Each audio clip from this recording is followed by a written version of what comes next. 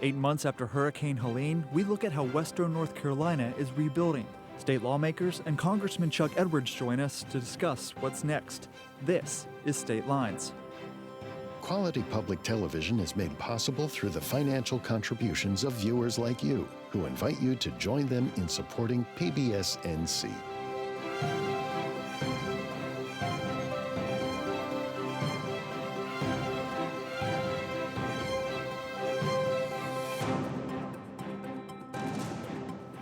Welcome to State Lines. I'm David Hurst.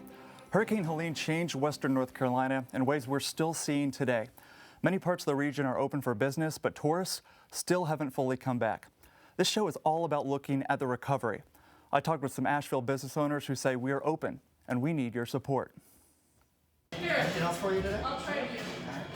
2024 was expected to be a normal fall tourist season in Asheville.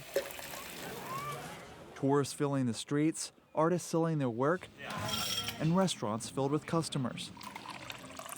But then, disaster struck. Hurricane Helene. Hurricane Helene. Hurricane Helene, the mounting death toll, at least 182 lives lost, hundreds still unaccounted for. Hurricane Helene slammed into Western North Carolina with unprecedented force, transforming peaceful rivers into raging torrents that tore through communities. That was a massive storm. We're in the French Broad River corridor right here, and we had water levels up to 24.6 feet. Business owners stood in shock, staring at their damaged shops and restaurants, not knowing if they could ever recover. When the hurricane hit, we were kind of all in disarray. We lost electric, power, all across the town. So there was that moment of trying to figure out what to do, where do we go from here? This isn't just a story about a storm, though. It's about what happens after the cameras leave, when a tourist town has to rebuild its entire economy.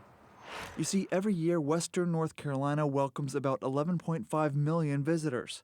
Those visitors spend about $7.7 billion supporting local businesses, artists, and thousands of jobs. But after Helene hit, visitor spending dropped by about 70%. The River Arts District, one of Asheville's most beloved areas, took some of the worst damage. What took 20 years for artists and entrepreneurs and developers to create took about 20 hours to wash 80% of it away. Recovery has been slow but steady across the region. Some businesses managed to bounce back quickly. Others are still finishing renovations and repairs to reopen. But the message from each business owner is the same. They need visitors to come back.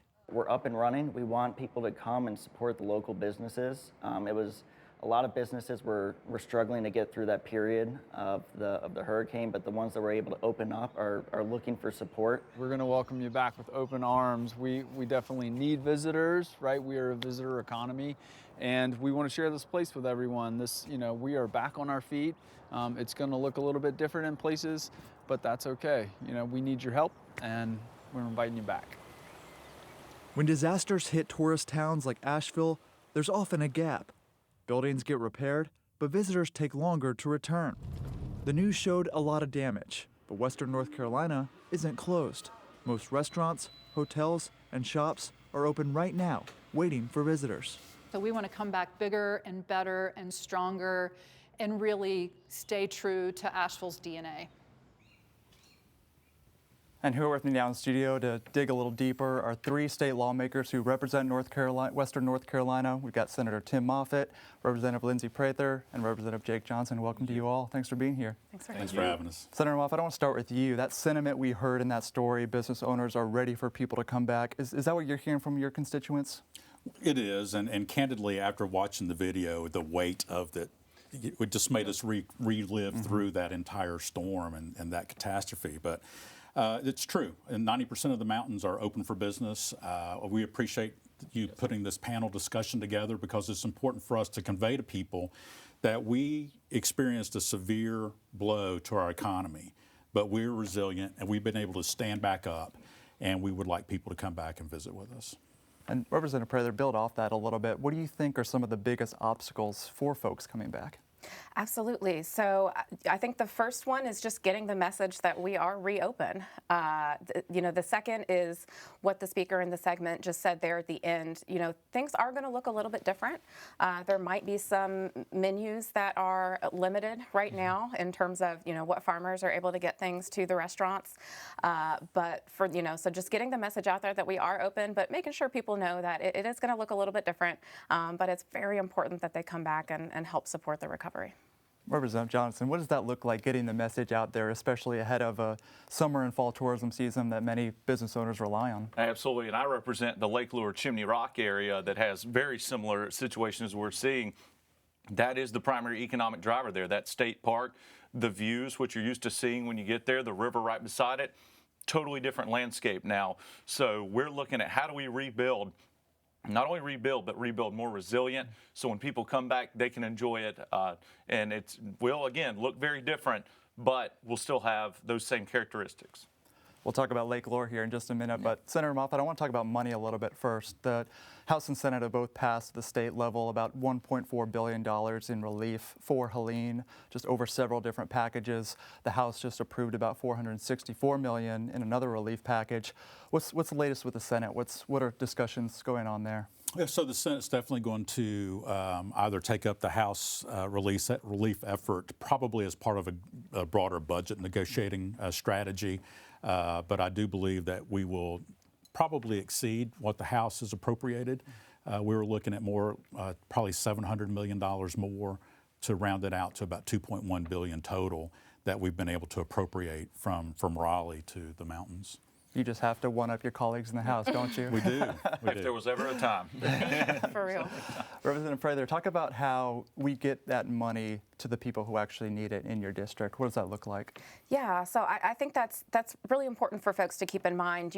We hear about money being appropriated in Raleigh, and then we need to make sure that we're following through, not just patting ourselves on the back, right, and saying we did a good thing, but following through and making sure that money is actually getting to folks on the ground. So there's a lot of ways. I know that all of us legislators are continually checking in with our constituents to make sure that they're getting what they need, right? If we're standing up some kind of grant program, we're following back up to make sure, hey, are you able to access that application? So we're trying to get that message out there for sure, and just make sure that folks know what is available out there, and make sure folks know that they are willing, that they're welcome to inform us of what they still need. So I know there's a lot of needs still out there, including things like grants for small businesses and flexible funding, revenue replacement for local governments. So things that we will continue to work on, but want to make sure folks know about the stuff that we've already passed for sure. And this is obviously a process, Representative Johnson, but to Representative Prather's point, there are still needs out there. What is your message to some of the constituents who might be getting a little impatient about the time it's taking to get these funds? Oh, absolutely, and I can understand the frustration. And the first thing we did when we were putting together this Helene package, we asked for what money had already gotten out the door. And this is an important time to distinguish between obligated funds and funds that have already been expended and already been spent. That means likely they're already in the hands of the constituent and the business that needs them. Obligated money may not be. It may be obligated, but the check hasn't actually gotten to the person who needs it. So when we're looking at what pots to invest in, whether it be small businesses, we had the wildfires out west. Fire mitigation was a big one in this one. We're looking at all these pots. We need to look at one, high priority in the sense of public safety, but also what money has been spent versus what hasn't. If the application process hasn't even opened yet, and there's another pot of money that has been totally spent, we want to make sure we prioritize that one first to make sure we're getting to that immediate need. And if there's something, there was about $50 million in this last bill that we clawed back that wasn't being spent. There wasn't as much of a demand for it. Let's put it toward programs people actually need. Senator Moffitt, let's pivot to some of the federal funds. FEMA recently announced that they decided not to agree with North Carolina's request to cost match the state funding. How does that impact, if any, some of the discussions going on in the General Assembly? I think at the very beginning, our goal was to keep FEMA at a 90% reimbursement to the state. So when we were able to secure 100%, I felt like that was a bonus that our state received in a very difficult time. To be declined on the continual 100% reimbursement is a challenge for us. It's disappointing, but again, we were kind of prepared for the 90-10. So I think its dramatic effect on our recovery is not going to be there, but it would certainly be nice if they would, stick with the 100%. Resident Prather, you want to weigh in? I saw you nodding there. Yeah, so I agree that it wasn't a total surprise when the request was turned down. I do think, folks might think, well, how big of a difference is 10% really? It's hundreds of millions of dollars that our state is now going to have to continue to put into this recovery that we had been hoping would come from the federal government. The context here being that this is a $60+ billion disaster. We've all known from the very beginning that we were never going to be able to make everyone whole, right? There's not going to be $60 billion put into this recovery. But I certainly think we can do more than $1.4 billion, and I certainly think that we need to expect more from the federal government. We can't handle this on our own in North Carolina, and we need continued support. We'll chat more later. We'll hear from the congressman about some of the federal efforts there, but first we do want to look a little bit more about some of the cleanup efforts. Let's hear from Frank Graff. He visited Lake Lure to really see what's going on down there and how crews are still removing debris that's still underwater.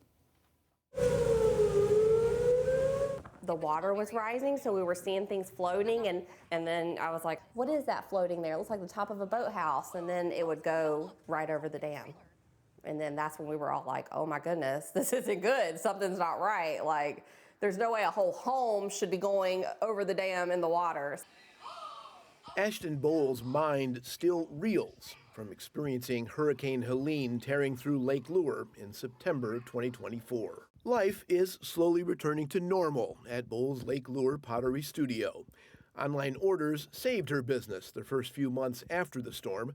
The studio has reopened for customers, but memories of the storm are haunting. What debris didn't go over Lake Lure's dam covered the lake surface. The debris that came into the lake was probably 30 acres of solid debris. Now the whole lake was full of debris, but there was solid debris. They know from doing sonar, some of that was 50 feet deep. So it was a debris pile unlike anything Lake Lure's ever seen, and of course hopefully we'll never see again. We pulled vegetation debris out, construction debris from businesses and homes. We pulled propane tanks out. Even the propane tanks that were below ground, they got eroded out during the storm as the water's coming down the valley, and they ended up in our lake. What you can't see is so much of the damage that was done to our infrastructure. And that's because we have a subaqueous sewer system, so if the water's in the lake, you can't see the sewer system, right? You can't see all the subsurface debris and sedimentation that's underneath the lake. Those are things that the optics are great, and that's both good and bad, isn't it? It's good because it certainly looks better here. The downside is people feel like, all right, you're okay, we need to move on to something else now. Most of the debris floating atop the lake has been removed. It took almost 4 months to clear it out. All that debris ends up here. Look closely and you'll discover images of life frozen in time.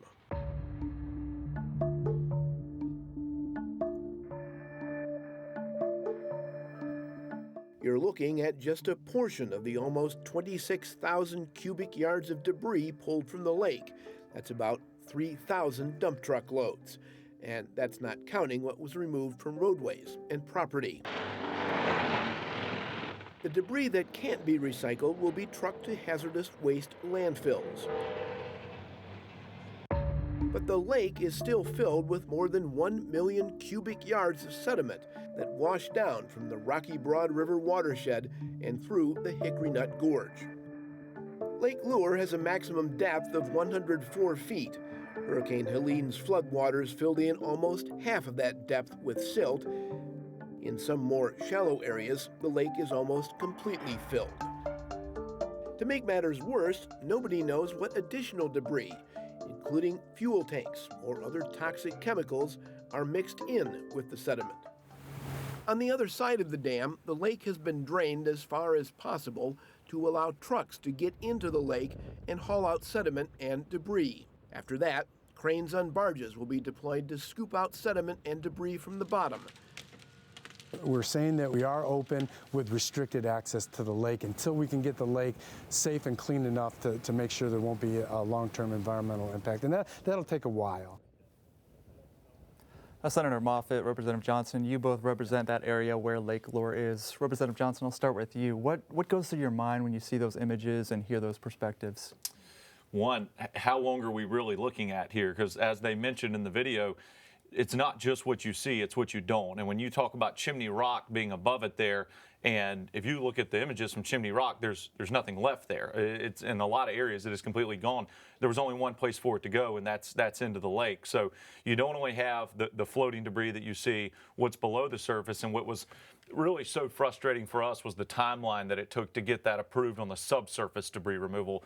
They were out there working, and that was good to show progress, but the frustrating part for us is if you've already got the equipment out there, you're already on the ground, why can't we just go ahead and get it at the same time? What you're waiting on are those work orders to come down and that sign off from FEMA that they will reimburse that work.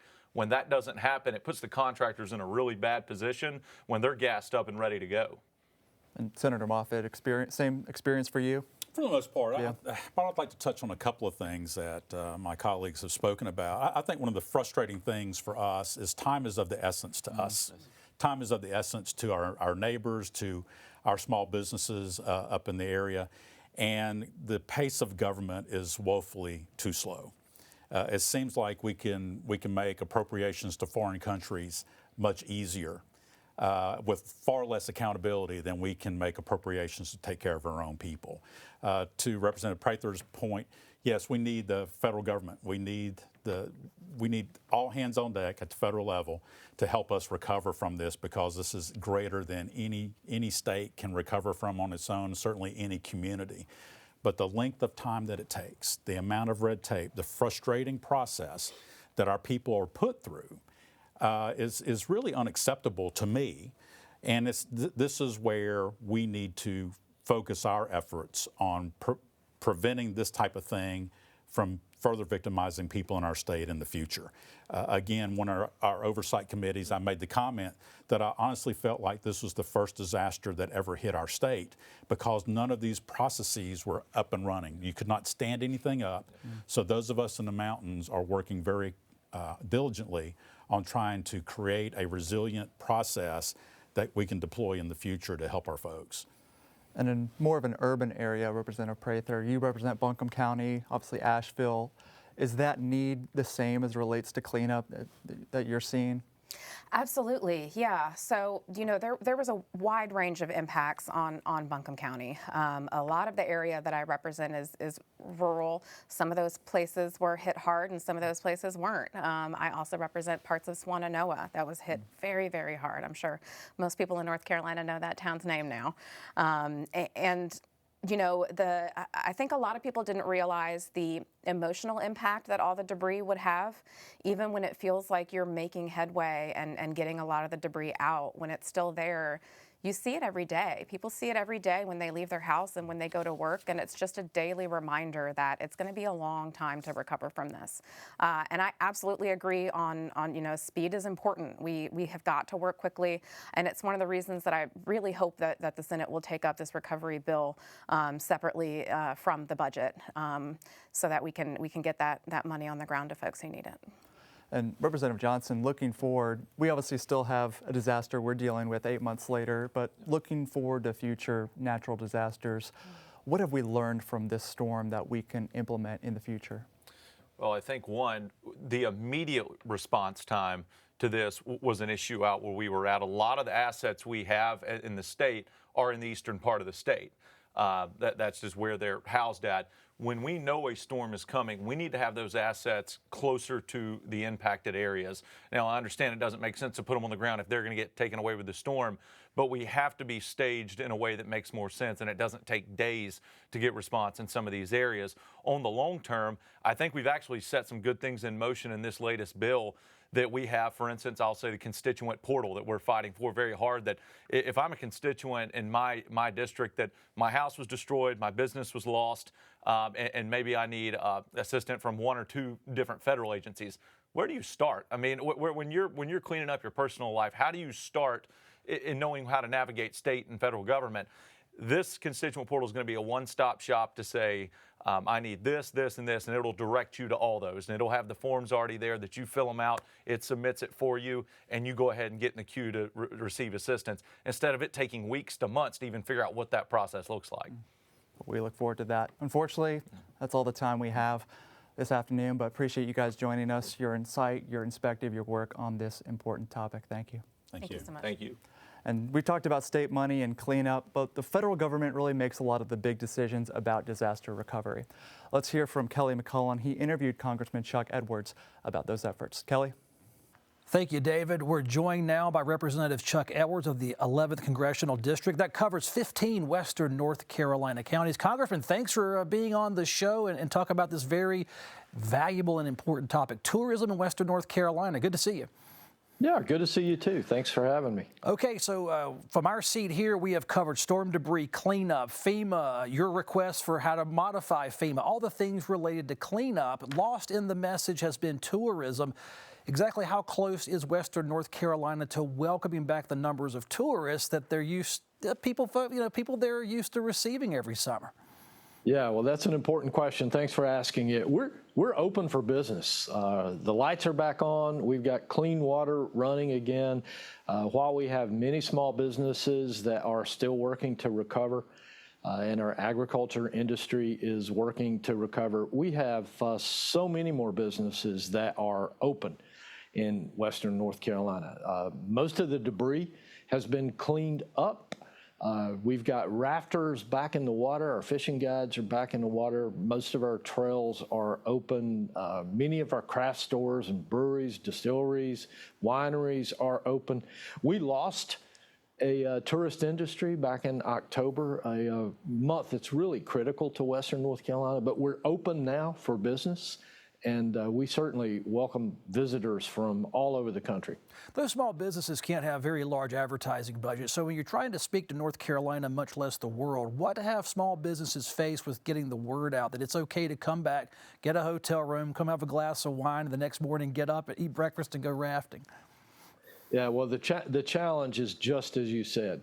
We have so many small businesses that don't have much of a marketing budget, and myself, my comrades, and other members of the media are trying to get the word out that we still have so much to offer in western North Carolina, and we definitely need folks to come and visit us to help get small businesses back on their feet after such a tragic storm.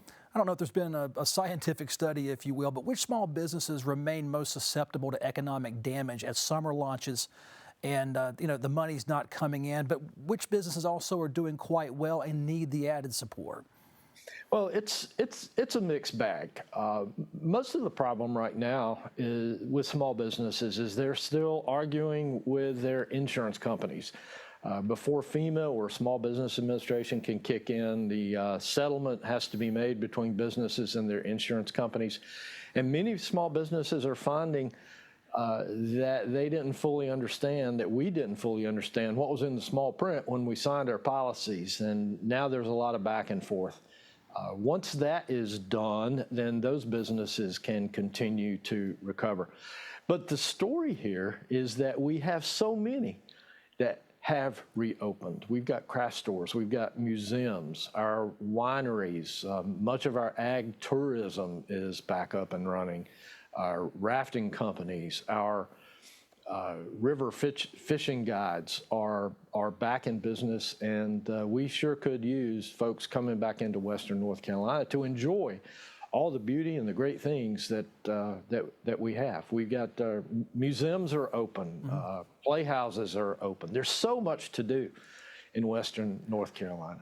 Are there any areas in particular that could use a tourism boost? I know that might be putting you on the spot, but it's a fair question. Asheville's a big city. It's recovered miraculously, some people say, and then there's the rural North Carolina mountains that have great tourist attractions. A little bit more difficult to climb those mountains on two-lane roads. How do you see it?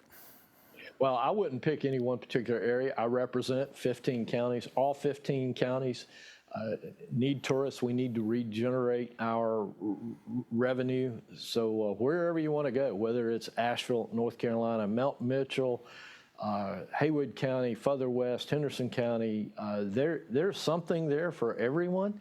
And wherever you would have gone before the storm is where we would like for you to go now. Last question. With all this debate we're going to see on national, international news about FEMA and funding and how best to handle storm recovery and the state's response, does any of that interfere with tourism, or should tourists set that aside and focus on having a good time? Tourists should set that aside and focus on having a good time. There's a lot of dialogue for us to have on how we need to repair FEMA to deal with the next storm. Nothing that we decide is going to affect our recovery in this storm, although there's still plenty of things that we can do. The important thing right now is we've got good clean air, fresh water, beautiful landscape, lots of things to do in Western North Carolina, and I invite everyone to come and enjoy the mountains of North Carolina's 11th Congressional District. That's a great sentence on which to finish. Congressman Chuck Edwards, 11th District, 15 Western North Carolina counties. Thank you, sir, for being on State Lines, this special look at Western North Carolina. Thank you. Thanks for having us. You come visit, too. That's all from us. David, back to you. Thanks, Kelly. And thank you at home for watching. Email your thoughts and opinions to statelines@pbsnc.org. I'm David Hurst. We'll see you next time.